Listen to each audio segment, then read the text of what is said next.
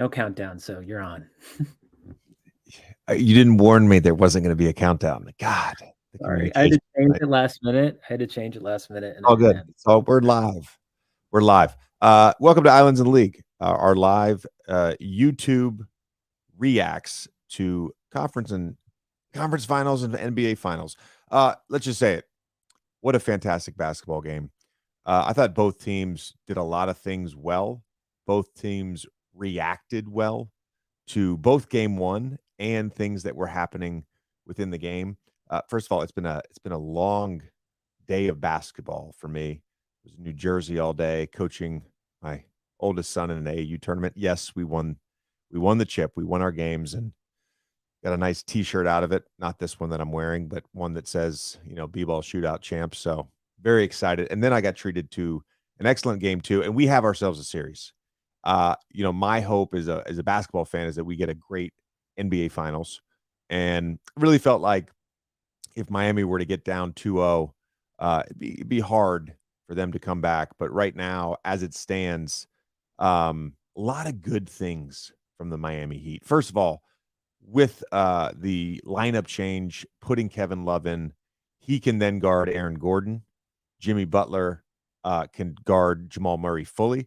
I thought the way, especially to start the game, their physicality with Jamal Murray, both on and off the ball. Look, Jamal didn't have a bad game. He didn't have a great game for sure. 18 points, 10 assists, 15 shots. Never got into a rhythm. He hit the three late to cut it to three, but just never felt like Jamal got into a rhythm and played the way that he's played throughout these playoffs. And it's funny because I've talked about Jamal and I've talked about Jokic so much, especially recently, and the two-man game. And so much of what I have observed throughout these playoffs is how free-flowing it all has been, whether it's in a straight pick and roll or whether Murray's coming off a dribble handoff, whatever it may be. It wasn't that tonight. And a lot of that was just the physicality. Jimmy did a great job chasing him when he was off the ball, did a great job being into the ball. All the Miami Heat guys, really exceptional in that area. And Jamal's a great player. Still ended up with 18 and 10. So I thought that was great. Look, it was very clear early in the game as Miami, and this was a game of runs, and we'll get into a few of the runs that really were meaningful. But Miami gets out to an early lead, and it's very clear that Jokic has to be a scorer tonight. They did not want him to have another 14 assist game. The guy ended up taking 28 shots, scored 41 points. A brilliant game from him. I do all my notes for these games on my my notes app on my phone, and I can't tell you how many times in my notes app I had Jokic tough bucket.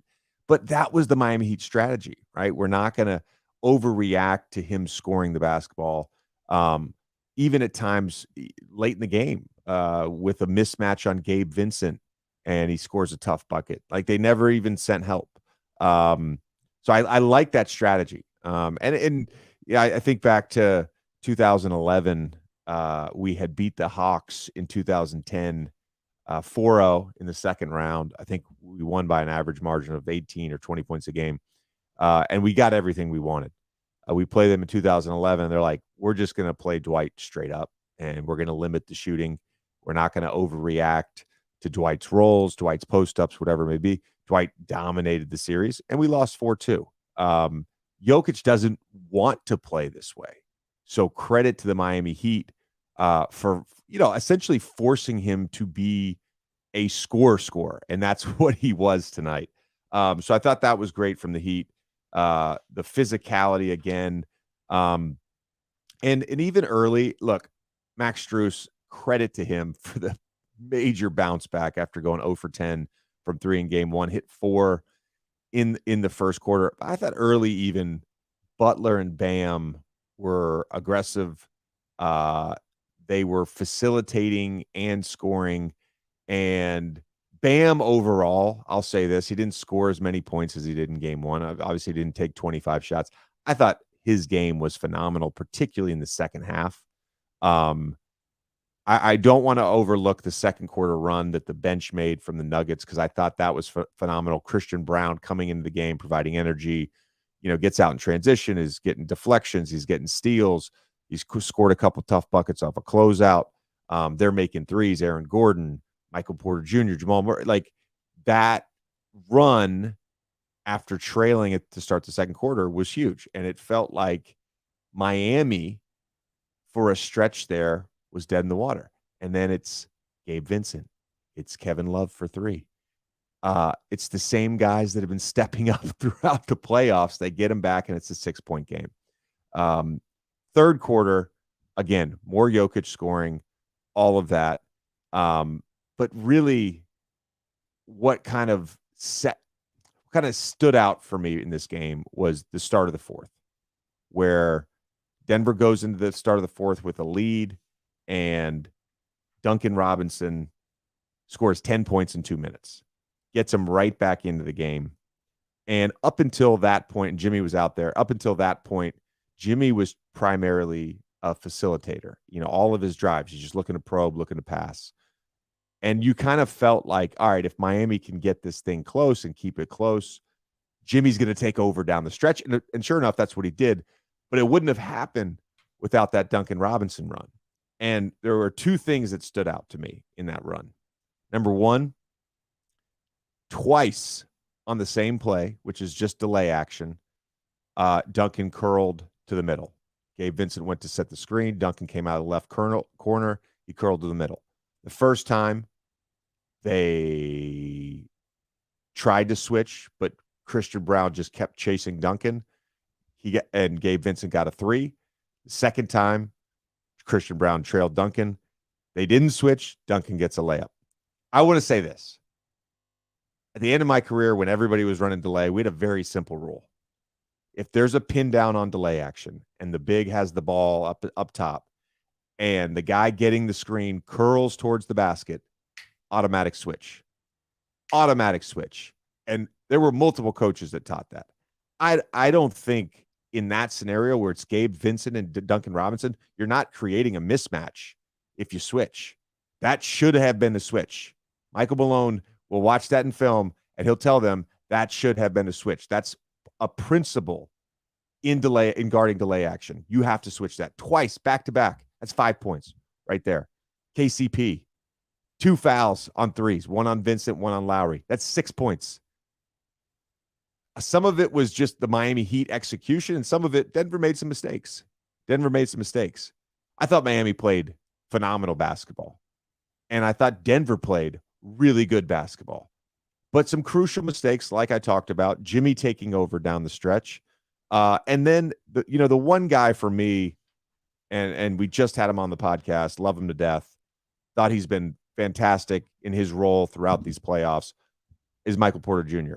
Double-double in game one, didn't shoot the ball well, thought he was really good defensively. He struggled tonight. He didn't have a great game, 1 for 6. He's now 3 for 17 from 3 for the series. Feels like for Denver to win this series and really separate themselves a little bit, he's going to have to shoot the ball better.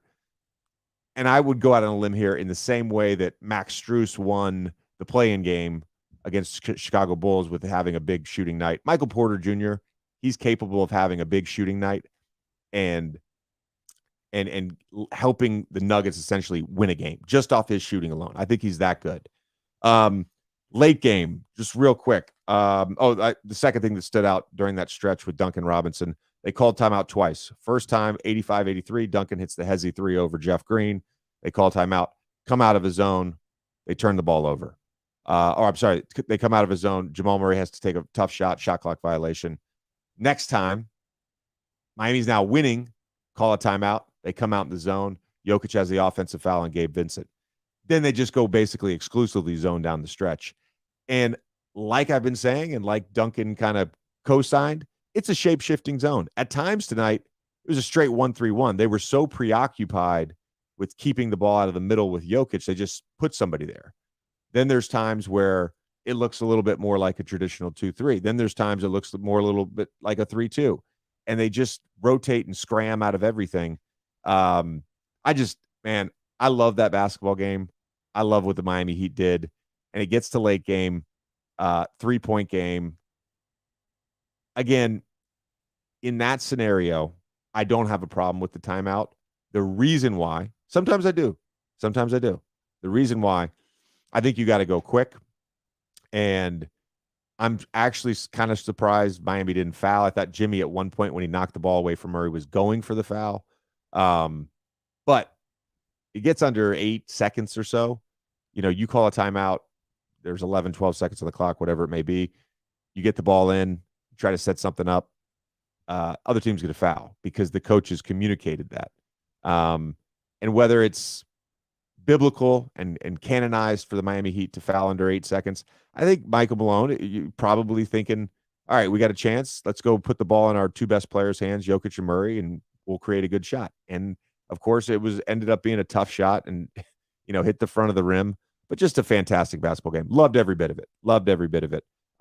Maybe overlooking some guys. It's interesting. Oh, yeah, the one guy, of course, Gabe Vincent is he's a great basketball player. Has played amazing throughout the playoffs. And I thought tonight was, he was a big reason the Heat got the lead. He was a big reason the Heat got back in the game. And he was a big reason the Heat won the game. This dude is going to get paid this summer. Somebody's going to pay him.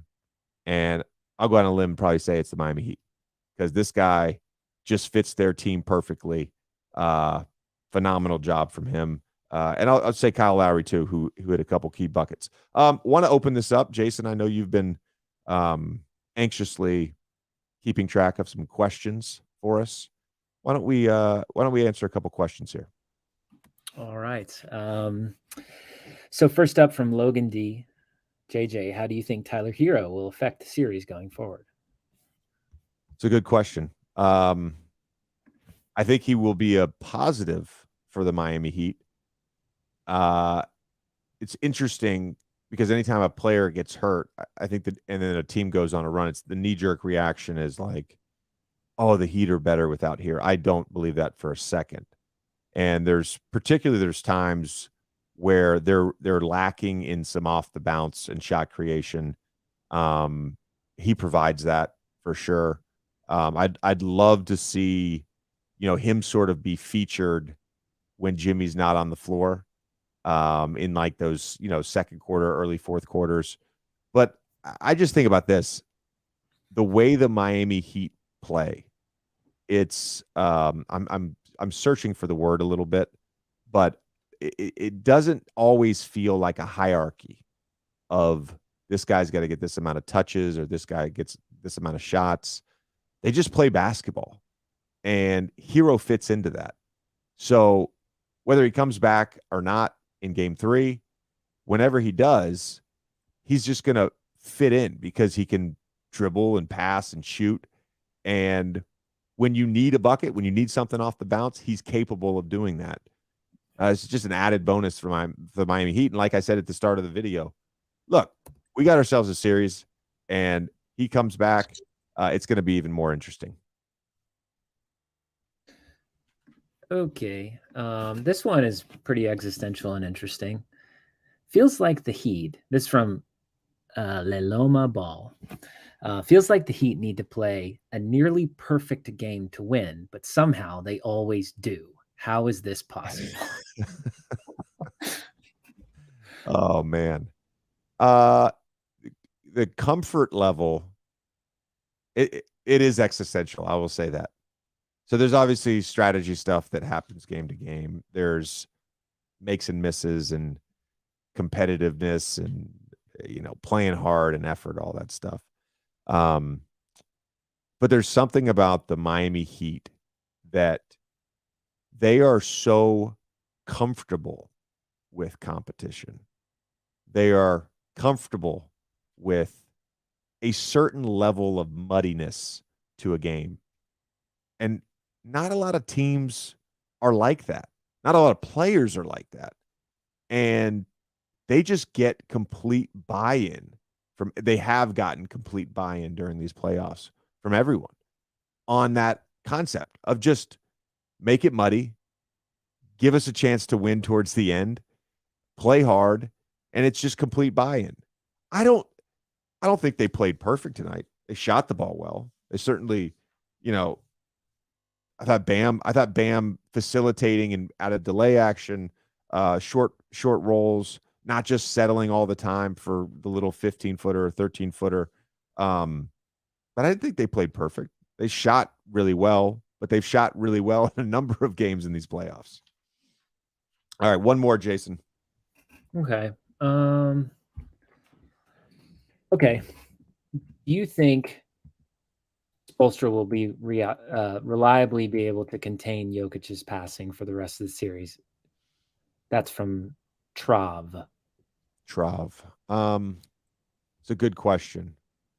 So I think some of the adjustment Denver will have to make will have to be trying to get bodies off of Jamal Murray.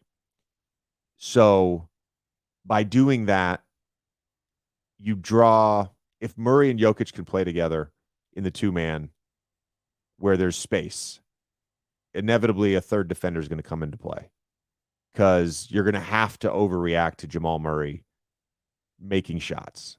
That's part of it. So the comfort level for Jamal Murray is the key to unlocking Jokic. Because look, I think Jokic one-on-one in the post, they did it all night. They were cool with it. There was a couple digs where he kicked out. They were cool with him making shots one-on-one. It's really the two-man action. So if you can be on the body with Murray, if you can fight over screens, if you can chase and get right back in front after a dribble handoff, then there's no advantage on the backside for Jokic. So it's really to me, it's about that. It's less about Jokic having the ball in his hands and go like they're gonna. I firmly believe they are gonna live with that. It's really about Jamal Murray. Does he open it up and get the third defender involved, where all of a sudden he's hitting Jokic and now it's Michael Porter Jr. 3, Jeff Green back cut out of the corner, whatever it may be. That's what it is for me. This has been another Islands in the League presented by our friends at DraftKings. We'll be doing this again, I believe, games 3 and 4 in Miami. Can't wait. Thank you, guys.